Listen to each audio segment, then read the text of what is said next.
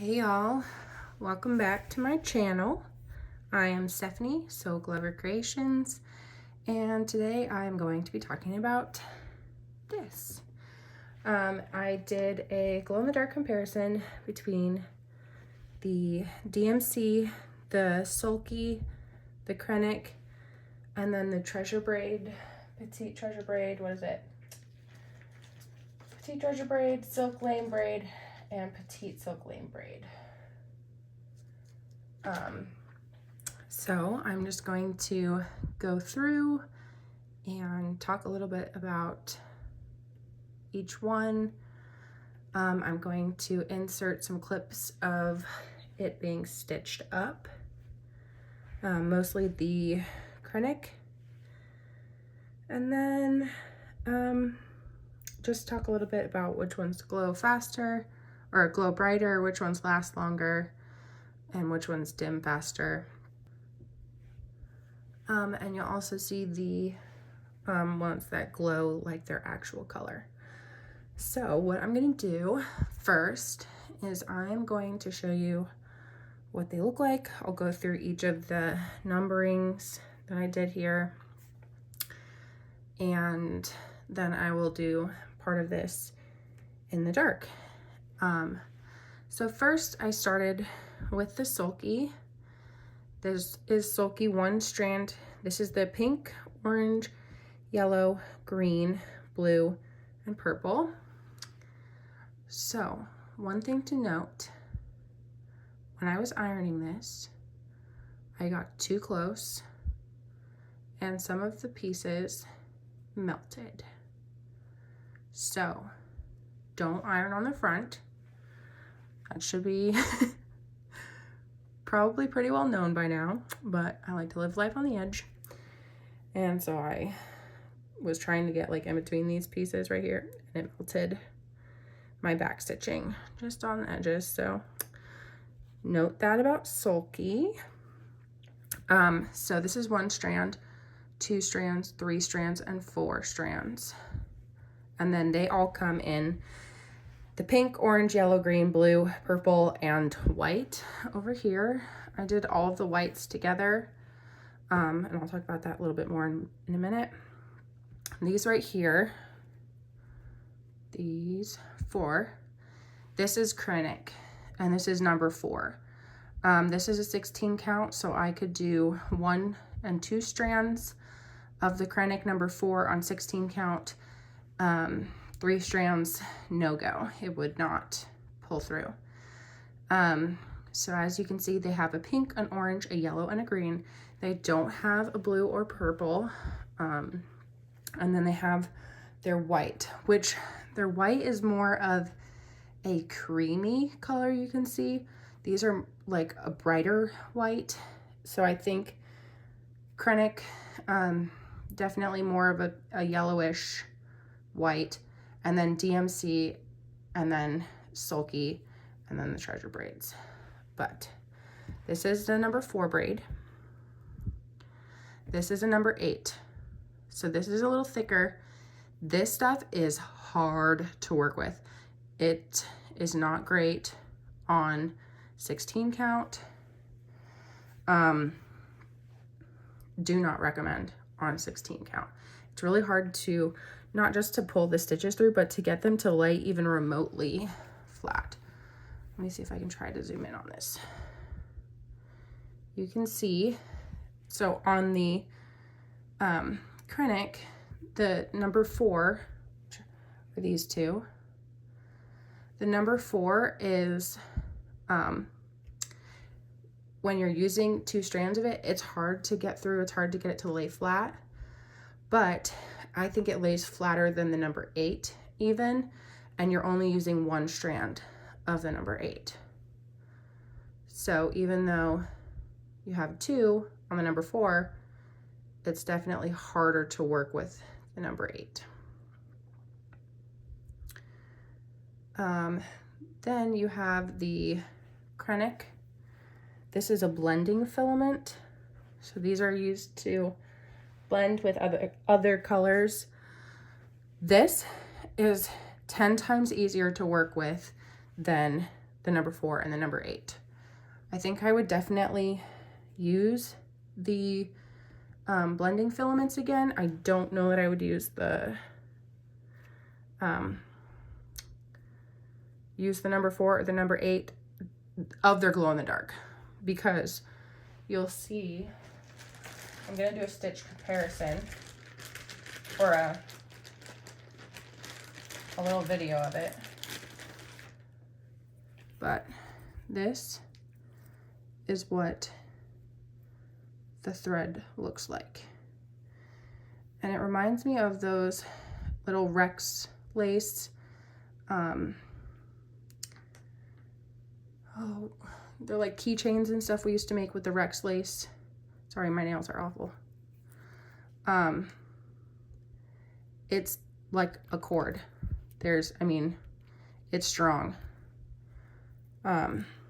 So it doesn't,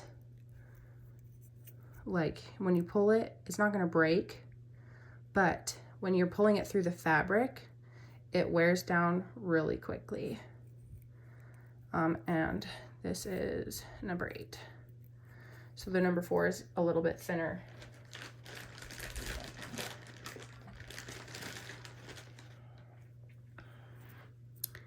Here's the number 4. So just a little bit thinner. You can see it a little bit more fragile than the number 8, but it's still pretty strong.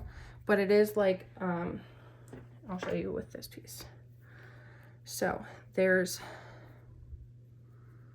a piece, there's 2 pieces of this like plastic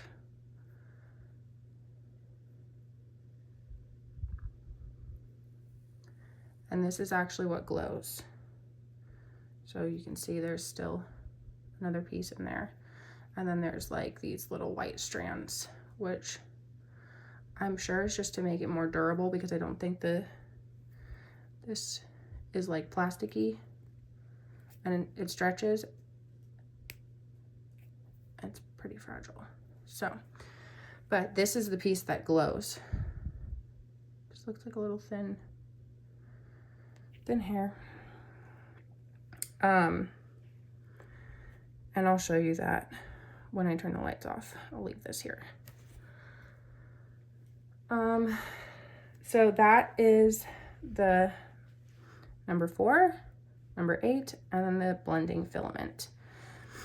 Kreinik also has these ribbon, which I'm not entirely sure what projects are used for. I'm sure it's probably more like needlepoint canvas than cross stitching, but I could not fit them in the 16 count fabric. I could not even thread them in my 24 needle. So I just couched them down on here so I could show you what they look like glowing. That's also these are by Kreinik. I think they might have another thickness. I'm not positive, but I can put that in the description if anyone is interested. So the next one we have is the DMC, and DMC is the first glow-in-the-dark floss that I found, so I've used it on a lot of projects. I really liked the glow on the DMC. It actually does pretty well, or so I thought, until I did this comparison and I realized, wow, there's definitely other ones that glow brighter. So I did 1, 2, and 3 strands of the DMC. That's these here, 1, 2, 3. I may have been able to fit a 4th strand, but the coverage was already pretty thick, so I just left it at 3. The you'll see the DMC glows pretty well, but it's not as bright as the others. And when you are taking photos, it's kind of hard to capture the true color, I think, that the eye sees in a photo. Video is probably a little bit worse than the photo, but we're gonna just give it a go and see what we can see on camera. So the next ones, we have Kreinik. This is 1 and 2 strands of the number 4. This is the number 4 here. And then this is a number 8 right here. 1 strand of the number 8 and the blending filament. The blending filament on the Kreinik looks more clear than white. And I will see if I can just bring this up to you. It might be easier than so. It's definitely more of a clear than a white. And the Kreinik number 4 has definitely more white, and I think that might be because it has those strands of white in them. Let me see if I can show you. Let's see.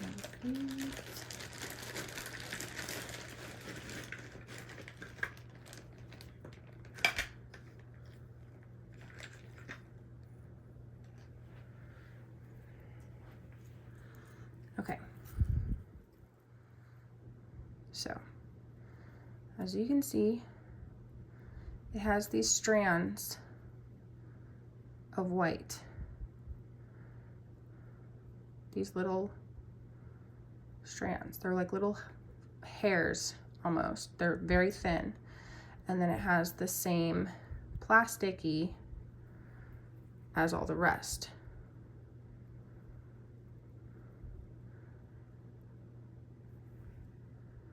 Bring that closer.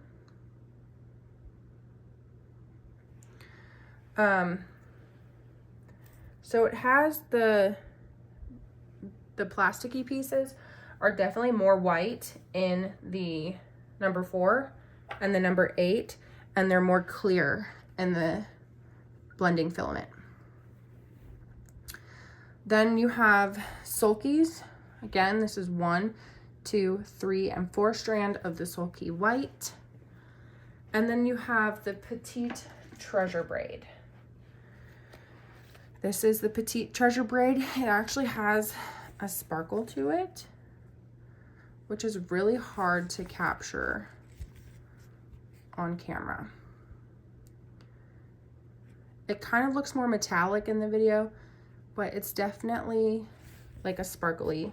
Let's see if I can, it'll show here. So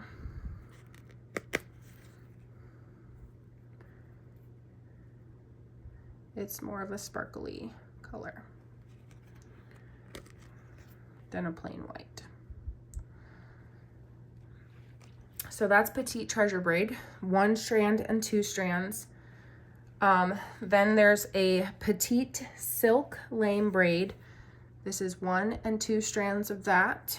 I would say that the petite silk lame braid is a little thicker than the petite treasure braid. And then the silk lame braid is much thicker. So this, I believe, is for 11 to 16 count cross stitch silk lame braid. And then the petite silk lame braid is for 18 count or fine count needlework. So I really like how the petite treasure braid and the silk lame braids sparkle. They all have this kind of iridescent. It definitely looks like the opalescent in fabrics. It's coming across. Let me see if I can change my lighting on here. See if that'll help. Oh no. No, it's coming across a little bit more metallic-y, but there's like that pinkish green sheen to it. So that is what we've got here. So I'm gonna go ahead and do a glow in the dark section. First, I'm going to show you what it looks like after being charged just under your standard. I think I have like a mix of LED lights. So I'm gonna show you what it looks like just after being charged. It's probably been in here for 30 minutes under the light, so we'll see what it looks like with that. And then I also have a black light that it basically supercharges glow in the dark, and I'm going to shine that light on the glow in the dark, and you'll be able to see just what it looks like.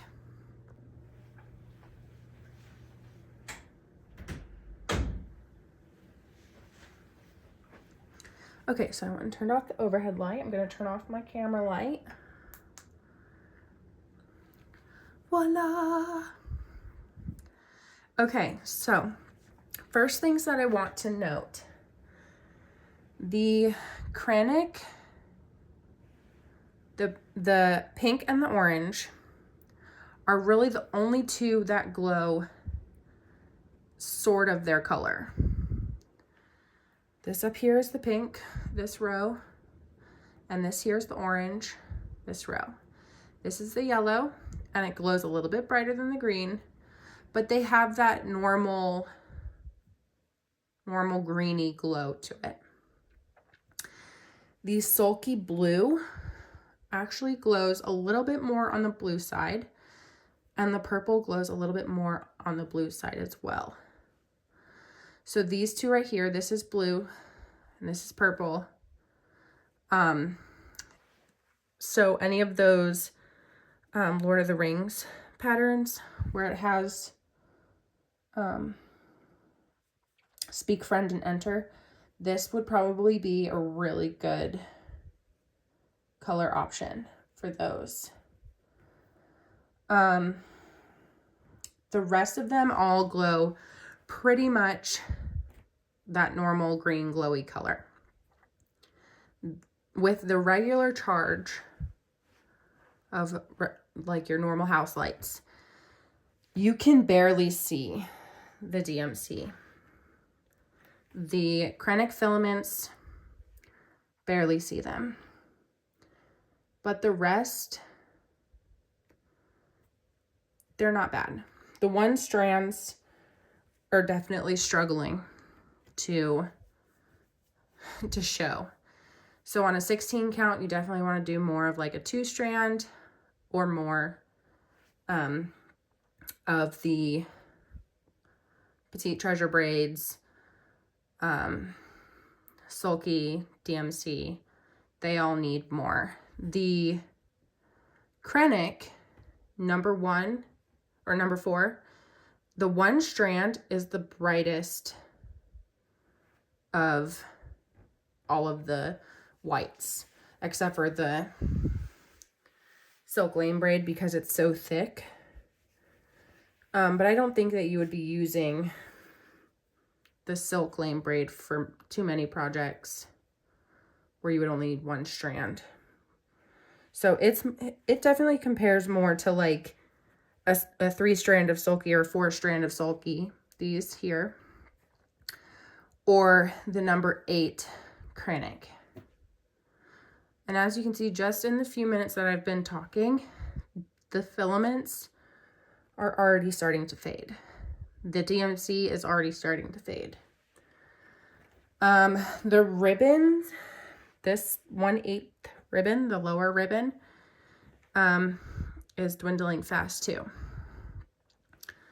And then the 1 strand of number 4 has gotten a lot dimmer just since starting the glow in the dark section. So now I'm going to go ahead and shine a black light on it, and you'll be able to see just how much brighter it gets with a black light.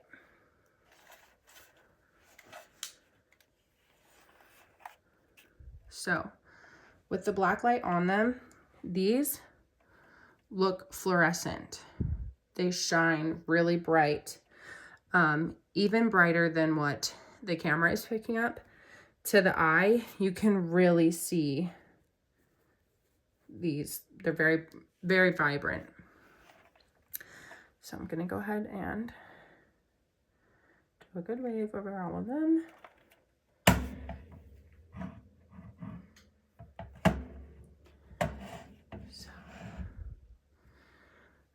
To the eye, it looks a little bit more of the green glow. It looks like it's maybe coming off a little bluish on camera, more so than what you see in person. But you can see the pink and the orange. It glows a lot brighter with the black light. The DMC to the eye, especially compared to the rest of them, is dull. It's probably the least glow in the dark of all of them. Here, I wanted to show you the plastic pieces. This is what is glowing in the Kreinik. It's just these little plastic pieces that glow. So I'm gonna do a little time lapse and we'll see just how long they stay glowing for and which one glows the longest. It looks like out of the one strand, the Kreinik probably glows the brightest, but I personally would rather use 2 strands of Sulky because you get about the same coverage and glow. I think the Sulky might actually be a little bit brighter than the 1 strand of Kreinik. And the Sulky is 10 times easier to stitch with than the Kreinik. I will choose it hands down every time compared to the Kreinik. The Petite Treasure Braid, it looks like it's probably on par with the Sulky. So this one is Sulky and this one is Petite Treasure Braid right here. And it looks like it, as far as like coverage and brightness, looks pretty much on par. So I'm just gonna let it speed up and we'll see which ones last the longest.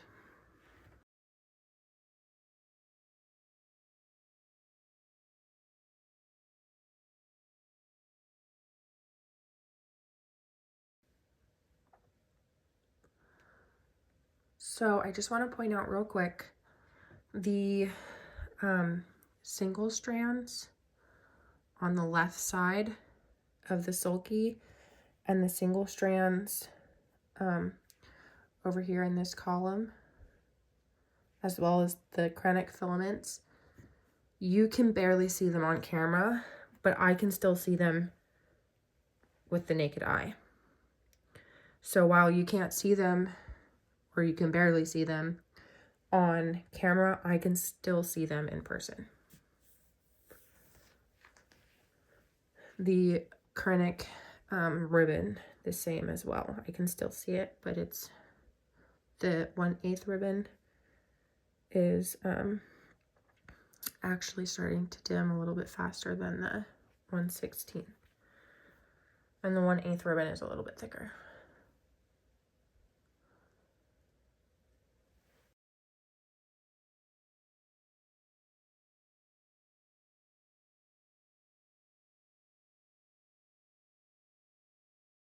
And I am actually just sitting in the room in the dark recording this like in real time, and I'm gonna speed it up so it's not actually taken in time lapse. Just letting you guys know how ridiculous I am. You should see all the things glowing in my room. It's pretty fun.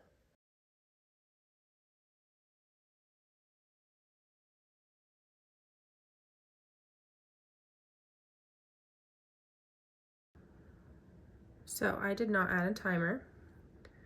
What I plan to do is put a timer on the video so we can see just how long they're glowing for. It looks like the 2 strands are starting to fade. The pink and the orange Kreinik, it's on the video very dull. Can barely see them. You can still see them to the eye. Pretty much the same as all of the other ones.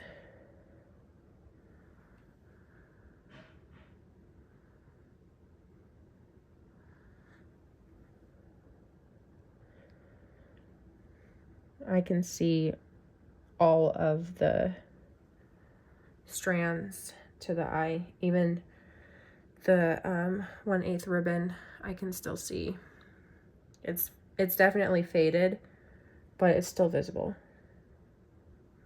And I have no idea just how long it's been since I put the black light on them, so I'm just gonna have to figure that out when I go to edit them.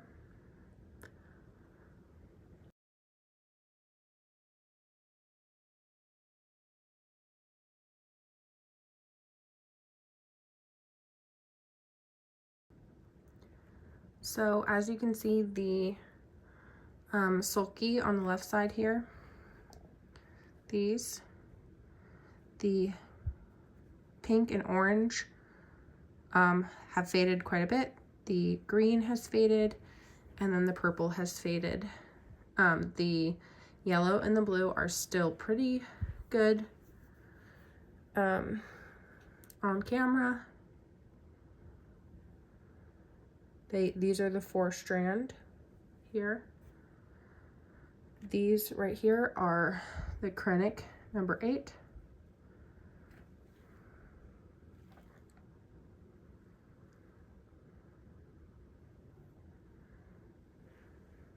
And then this bottom one here is the Silk Lame braid.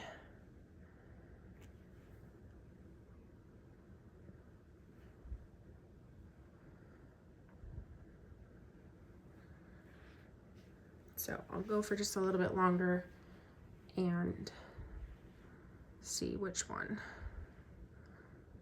It looks like the whites are not lasting as long as the color options.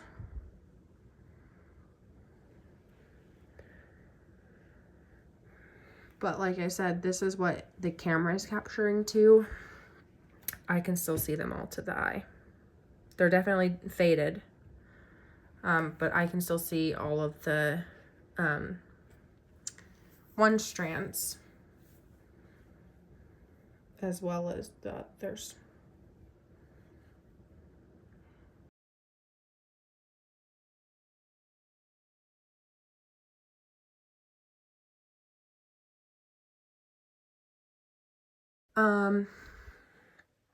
I'm gonna go ahead and stop it here. And I'm going to go ahead and turn on the black light one more time.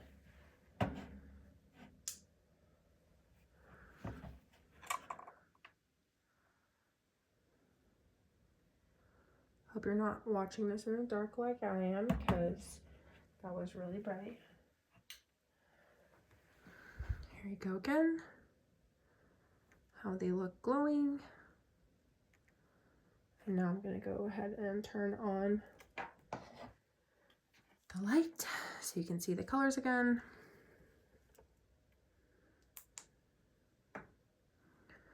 Okay. So just to recap,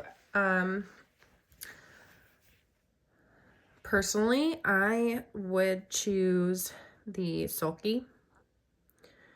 I think it glows the longest. The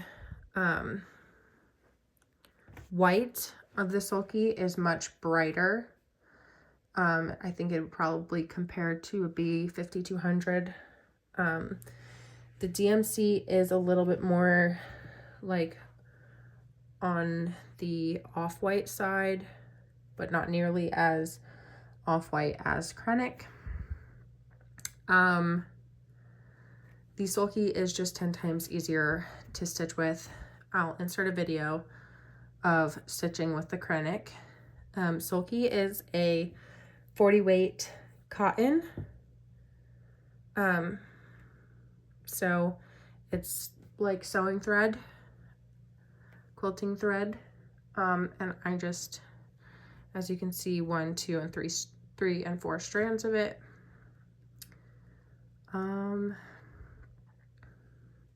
I'll put up bullet points at the end of the video just to kind of recap what I've said, in case you're more of a bullet points kind of person, like to see it all laid out.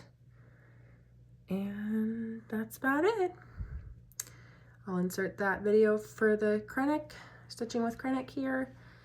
And if I have anything else to say, I'll go ahead and put that at the end of the video too.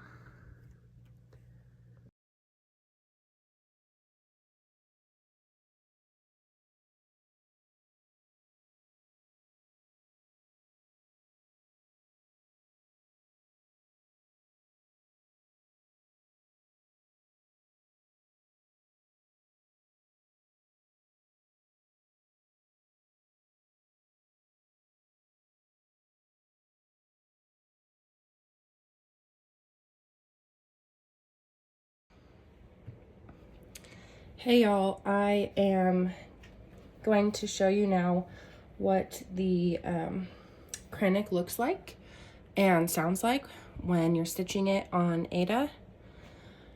I'm not sure if it's too different for linen, but when it's on Aida and your fabric is tight, you can really hear and see the Kreinik pulling through the fabric. I'm going to show you also with and without thread gloss for stitching with Kreinik.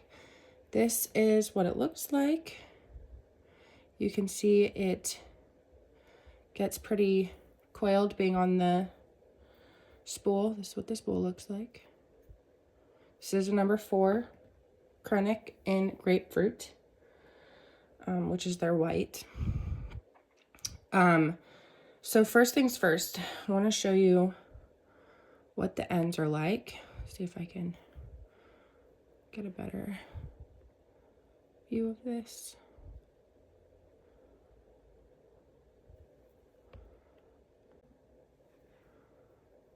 So, zoom in a little bit.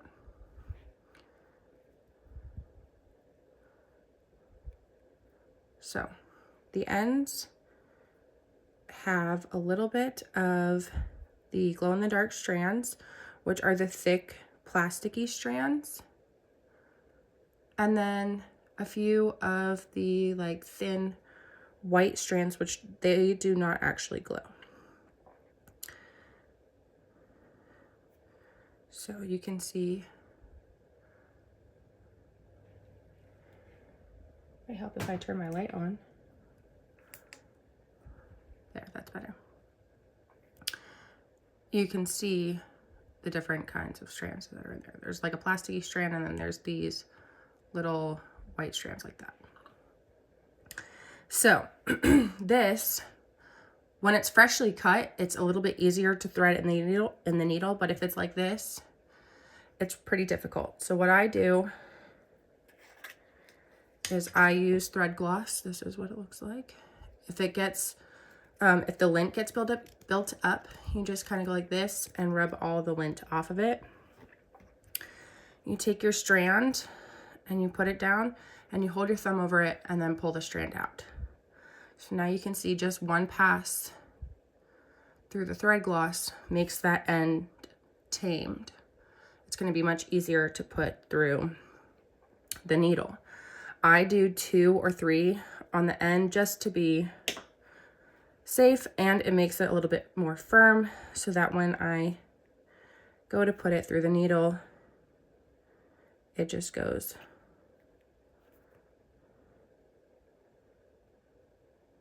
Oh, just goes in.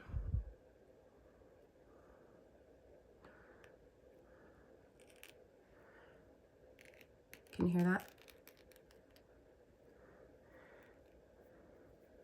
So you have to be careful when you're putting it in the needle too, because it can fray.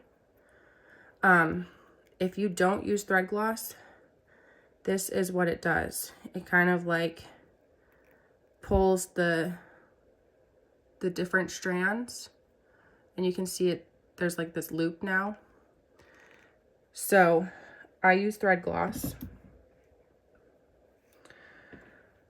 Again, I'll do like 2 or 3 on the end, and then just 1, zoom out a bit, and then just 1 pass for the rest of the strand. And then again on the end.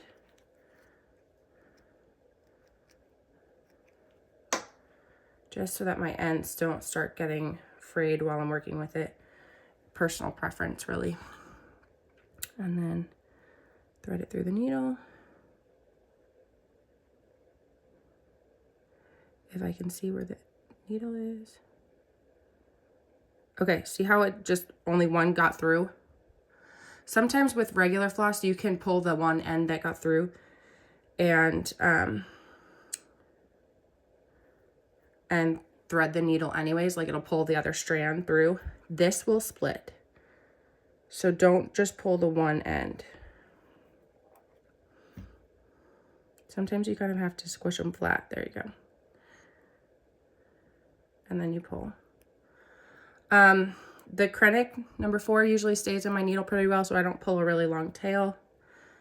And that's what it looks like with thread gloss. Oop.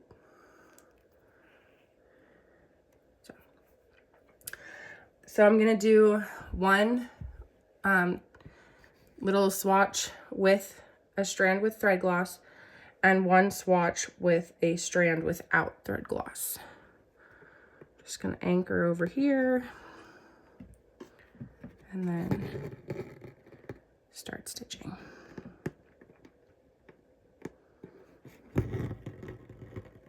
So hoping you can hear it pulling through.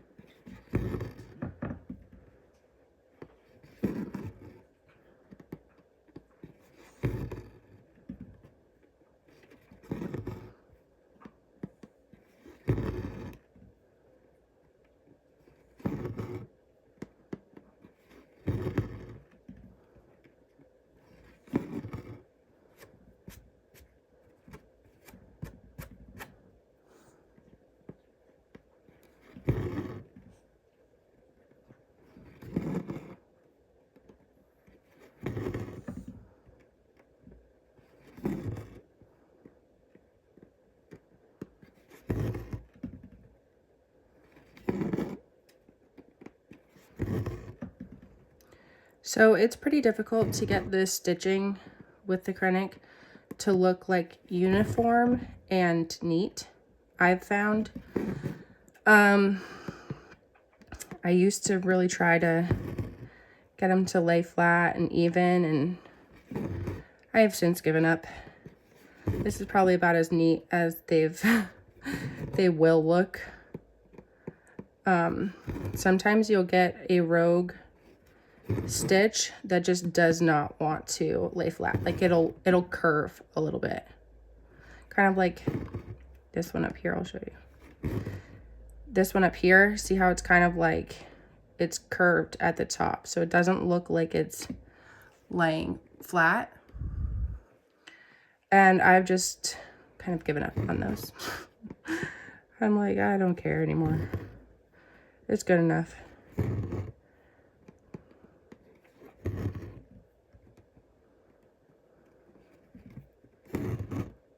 Okay, so there's my swatch with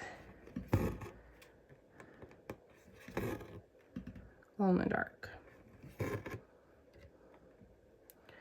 or with the thread gloss. So now I'm gonna move to the piece of thread that I did not gloss. So I glossed this end because it's just easier to put in the needle. I can show you on this end what it's like. So because this end was cut fairly recently, it's a little bit easier, but I've got some strands that are not wanting to go in.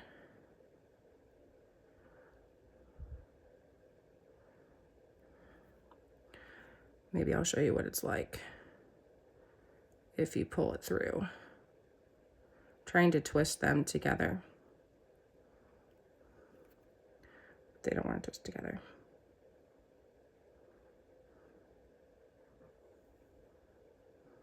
Okay, I'm gonna show you what it's like to pull it through. See how it bunches?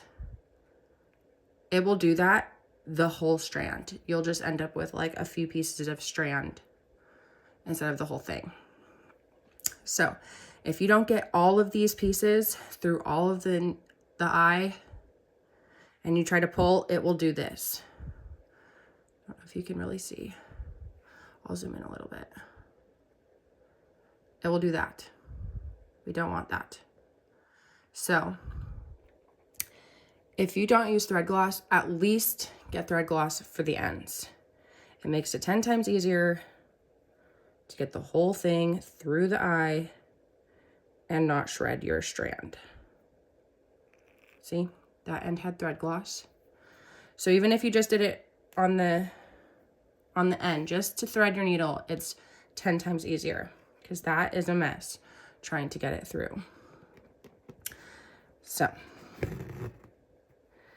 here we go. This is going to be without thread gloss.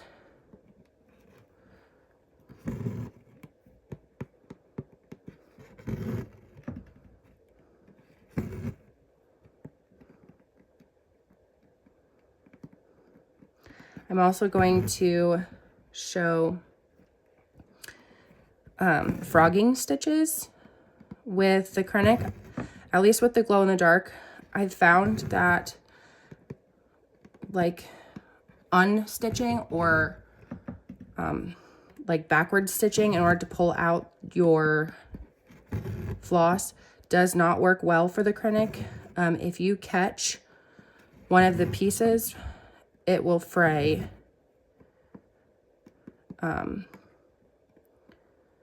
It will fray the floss and you won't be able to use it. It's very temperamental when pulling it out. Another benefit for the thread gloss is it kind of keeps it intact so that if you do have to frog stitches, it's a little bit easier to pull them out and reuse that floss. And I'll show you that in a minute as soon as I'm done with this.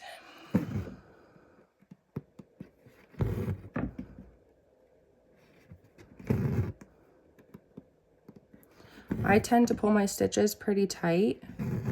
I find that it's more uniform that way for me personally, especially with the Kreinik, because it will do just all sorts of wonky stuff. But just be mindful of how you're pulling them, because sometimes it's temperamental. If it's too tight, it'll get wonky. If it's too loose, it'll get wonky.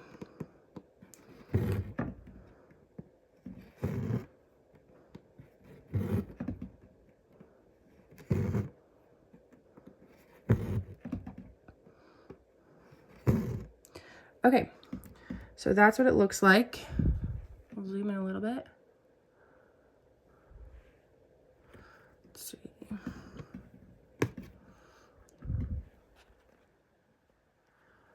That's no thread gloss, and that's thread gloss. So, as far as like the stitches go,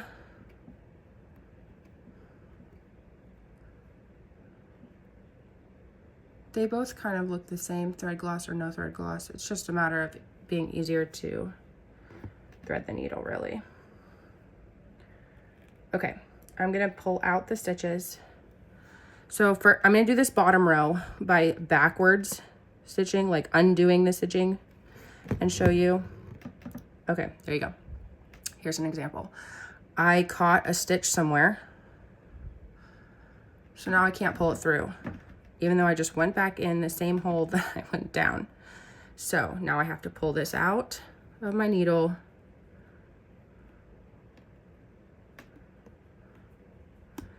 and it's in this leg here. It's caught a stitch. It's caught a piece of the floss from that top leg. So it's really difficult to essentially backwards sew. This is how I usually frog them. I pull out the strands. You can see already that it's starting to fray. This is what it does when you rip out stitches. So you have to be very careful if you're trying to reuse the same strand, because by the time you finish ripping out all the stitches, it won't be usable, especially not with the thread gloss, or without the thread gloss. With thread gloss, it's a little bit easier to pull out the stitches and maintain a decent piece of floss, which these are not cheap. You obviously don't want to be like wasting it a whole bunch.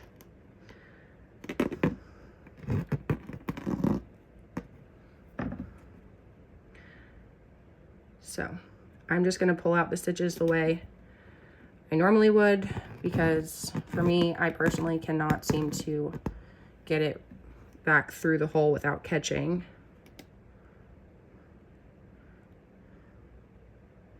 You have to be careful not to split the strand as well when you put your needle back in, because if you only pull up part of the strand, it'll fray.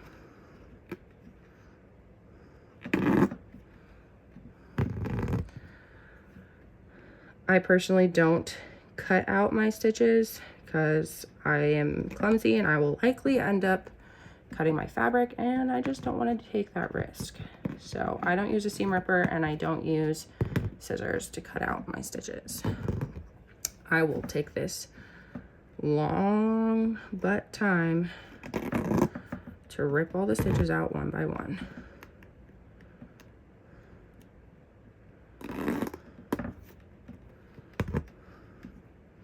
So once this is done, I'm going to make sure I separate these strands, because I kind of want you to see comparison between, oh, there we go.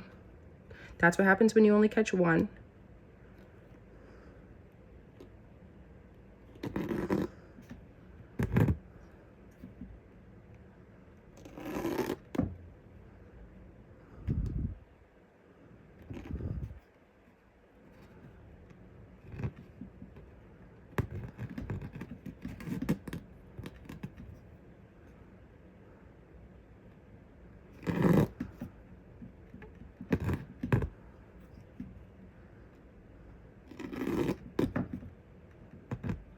Which, I don't know if you can see, it's really starting to fray towards the ends. It gets like these little micro knots, and it's really rough. Zoom out a little bit. So you can see like here, here, here, here, the thread has bunched. So you get these little micro knots, and it becomes harder to pull them through the fabric. Okay, So this is what the strand looks like. Zoom out a little bit. For the non-waxed, non-thread gloss strand. Okay, set that one aside. Now,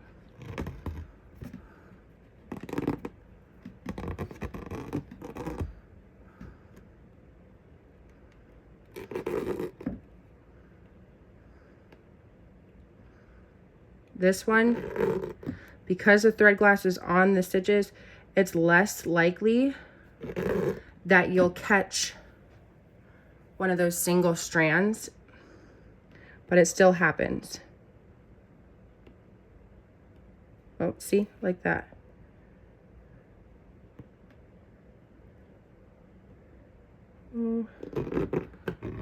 Just have to be really careful. But because the thread gloss is on it, they're a little bit stuck together compared to not.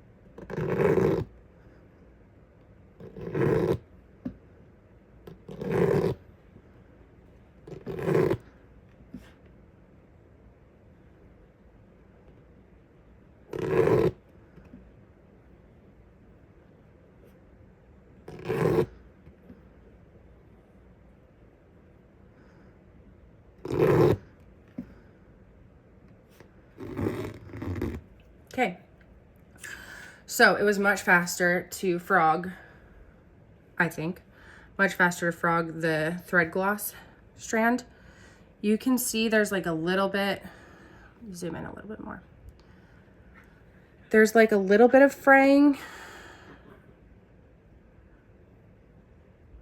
like that. But overall, I would be able to use this strand again. I'd probably put a little bit more thread gloss. Oh, no, it seems okay. If you feel it and it feels like rougher than without the wax, then you might want to add a little bit more, but overall this is pretty good. Okay, so I'm going to coil this one up, try to show you side by side. Okay, so that's with wax. This is without wax. And you can definitely see, sorry, zoom out. With wax, without wax, you can definitely see more fraying along here. Zoom in a little bit more. See that? More fraying in the non-waxed. I don't think I would use this one again just because of how it pulls through the fabric. You got these micro knots here. And they don't, like with the waxed version, if there's like a little fray, you can kind of smooth it back out, but there's no doing that with the non-waxed. So especially with Kreinik, I'm a big supporter of waxed thread. So that's how it stitches. You can hear it pulling through the fabric a little bit.